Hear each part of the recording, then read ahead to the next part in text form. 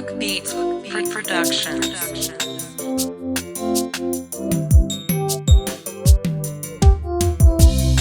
Kunaka kwenyu mwari unondishamisa baba.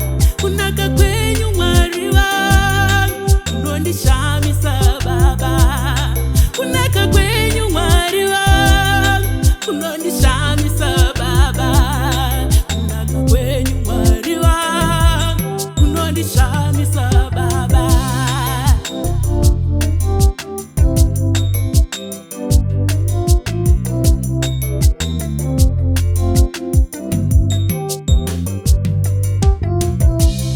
Kunaka kwenyu mwari wangu unondishamisa baba. Kunaka kwenyu mwari wangu unondishamisa baba. Kunaka kwenyu mwari wangu unondishamisa baba. Kunaka kwenyu mwari wangu unondishamisa baba.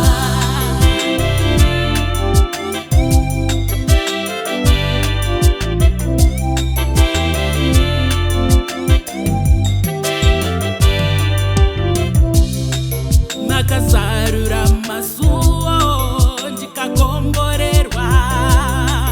Makasarura masuo ndikakomborerwa. Mupedze namo ndimi Jesu anozadza tafura. Mupedze namo ndimi Baba. Kunaka kwenyu kwandishamisa.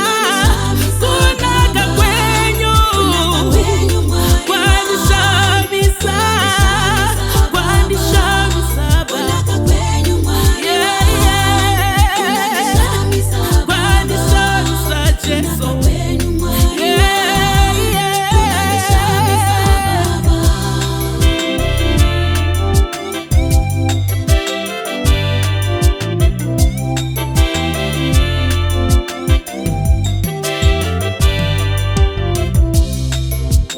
Nepo tivuvute munoteramisa.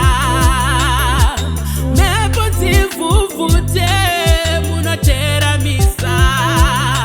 Muromo yevanhu itaure munonyararidza. Miromo yevanhu itaure munonyararidza. Kunaka kwenyu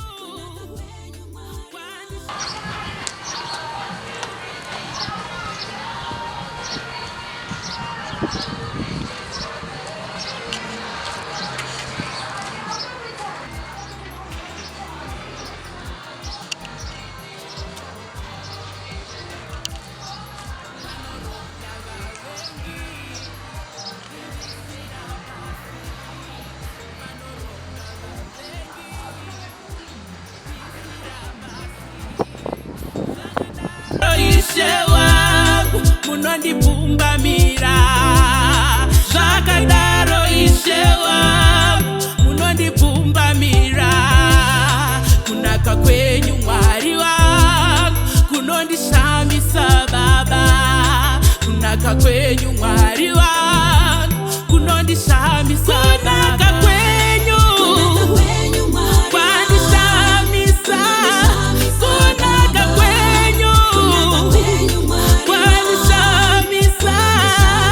Kwandishamisa Baba. Yeah, yeah.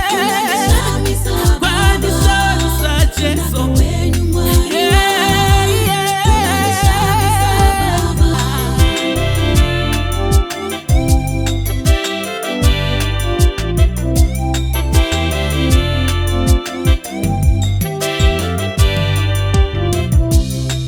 Makasarura masuo ndikakomborerwa. Makasarura masuo ndikakomborerwa. Mupedze namo ndimi Jesu anozadza tafura. Mupedze namo ndimi Baba. Kunaka kwenyu kwandishamisa. Kunaka kwenyu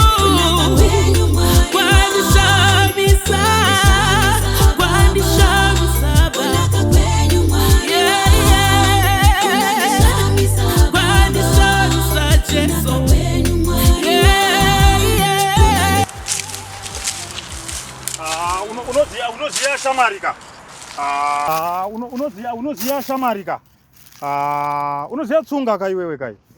Aiwa hauti yei ka uchitora red yangu tu.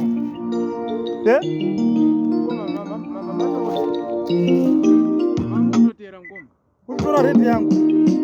Sorry baba pakanganisira ngoma. Munoziya ngoma zvaitika ka? Aiwa utauri kumufana kuti hanzi unoziya zvaitika. Unoziya tsunga ka uri muwakidzani wangu iwewe. Ndaona musi chinzwa ichi. Aiwa uri muwakidzani wangu mufana unoziya chi? Aiwa atidi kuita zvinhu zvekuita ndinofanira zvaitika ngoma ka. Ndandoda kuuya kumunda kunoku hanzi namhai pane chibage chakasara. Saka ndazoona musisipo manje padhoo penyu ndikati maybe pamwe chinozobiwa ndikati rega ndimboenda kumbozvitandadzo hangu. Ndazongotyo hangu pakukumbira kozi muri munhu wekuti mukadzi wenyu akandiudza kuti hamudi nezvinhu zvenyu. Ndikangoti aiwa urambe uchitaura mukoma ndoziyana uri munext door wangu. Wengi wakagarawo nipepe uchipukuta bhutsu dzako. Ndakusiya kawairesi kangu wakutakura kawairesi kangu wakuenda nako kupi. Kati ngoma apa nakuba. Hauna kubewa tora wapiwa nani alright. Usade kuita ndiri rafu manje mfana uchinzwa. Kwani mukoma.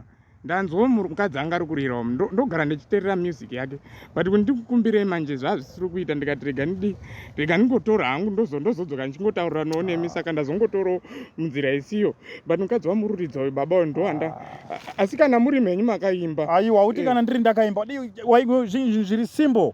Waingouya ablazi ndiri kukumbirawo song yamuri kuridza chete. Alright. Ndopanda ndazongotyo hangu ndikati rega ndingotora hangu ndazongokumbirira mumwoyo baba. Ndokuba ikoko kutora usina kupiwa chitsiri chako kukumbira nechemwoyo ikoko ndokuba ikoko. Kana uchida masonga wanonzi mai mukanganwa. Ukaenda pa YouTube anowanika zvakare masongs awo. Wanoimba ma worship songs. Ma-worship song because ndatodzamira kusvika pakuzoba radio yenyu ya. But zvekuba manje unokumbira. Right, ukaenda pa YouTube channel yao unoti Peti Mukanganwa. Peti Mukanganwa. Unokwanisa kuona ma YouTube ma songs ezo wane ma songs akawanda ama yao.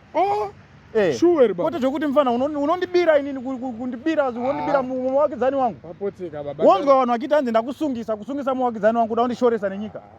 Baba papotseka hapo ndandoda asi ndichizotodzoka nayo because ndandakutopedza zvandandoda kuita. Enda pa YouTube kana uchida masong. Enda pa YouTube ndi Peti Mukanganwa pa YouTube. Alright baba, alright. Saka amusundichanisa. Kukusira radio kuita seko. Ndokusira radio yangu ndakuteera kuvawo. Ibvapo man.